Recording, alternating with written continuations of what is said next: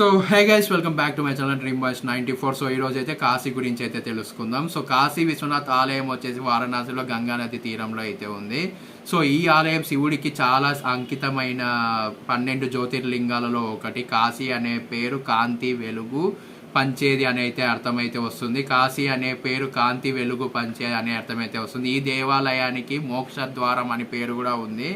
So Kashi మరణం తర్వాత ముక్తి లభించే ప్రదేశంగా భావిస్తారు. శివుడు భక్తులకు ఈ దేవాలయం పవిత్రమైన స్థలం.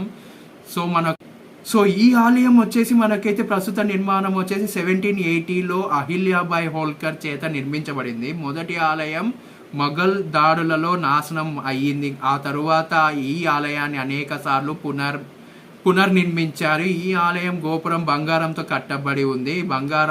బంగారు గోపురాన్ని సిక్కు మహారాజ్ రంజిత్ సింగ్ విరాళంగా ఇచ్చారు. సో ఇంకా తెలుసుకోవాలంటే వెయిట్ ఫర్